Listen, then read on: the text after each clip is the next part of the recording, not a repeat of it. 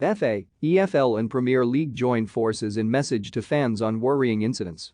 Football is ready to bring in stadium closures to clamp down on the worrying and ugly trend of hooliganism, which has become a blight on the game.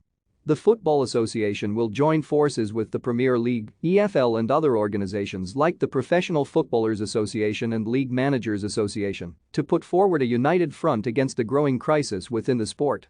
They are planning to issue a joint statement and joint commitment before the start of the 2022-23 season, which leans towards stronger action and is set to include enforced stadium closures if there are repeated incidents at the grounds of football clubs.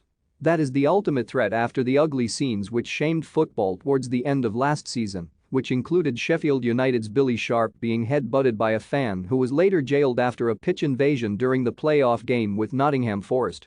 Crystal Palace boss Patrick Vieira was also involved in a shocking incident when Everton fans invaded the pitch in the final game of the season at Goodison Park. Manchester City also apologized after Aston Villa keeper Robin Olsen was punched by fans on the final day during a pitch invasion and celebrations at the Etihad. FA chair Debbie Hewitt said, "It's a worrying and ugly trend. The pitch is sacred and players, match officials and coaches have to be able to play in a safe environment. If you look at some of the footage that happens at the end of last season, it was disturbing and anything but safe for those players and indeed for some of those fans that invaded the pitch. It's a huge concern and we are working in the FA to put in place the toughest possible sanctions that we can. I think the thing that pleased me when we started to have the debate when we first saw this trend appearing, the assumption was, oh, the clubs won't want, the clubs will reject it, and actually anything but. Have your say. Should the FA punish clubs for the actions of a minority? Let us know in the comments section. One was at a session with all of the Premier League clubs a week or so ago, and every club in that room were saying, we have to put in place tougher sanctions. There was absolutely no resistance, complete and utter alignment on what we need to do. We plan probably the week before the new season starts to make a statement on that." When asked whether that meant stadium closures, she added, "I'd like the strongest possible sanctions that we can have, so I think that says enough about what we'll be bringing in."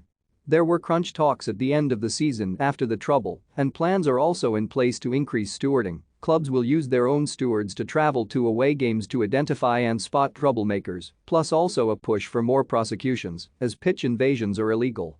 Premier League clubs will use more specialist spotters to identify troublemakers and trouble hotspots within grounds, in the hope of clamping down on the issue. Meanwhile, the FA will also take a delegation to Qatar on Sunday to discuss the issues surrounding human rights and migrant workers ahead of the World Cup this winter. England players have discussed making a public statement. Captain Harry Kane has spoken to counterparts like Hugo Lloris from other nations about an action plan, and Hewitt believes that playing in Qatar will at least shine a light.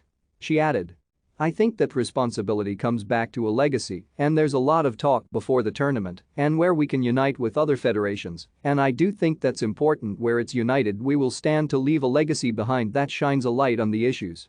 We can put in place some solutions, and that can overall be a positive thing." Having spoken to a lot of migrant workers, if you ask them the question point blank, would you rather us boycott or would you rather be here shining a light? They say, certainly the very significant number that I have spoken to would say, we want you to shine a light.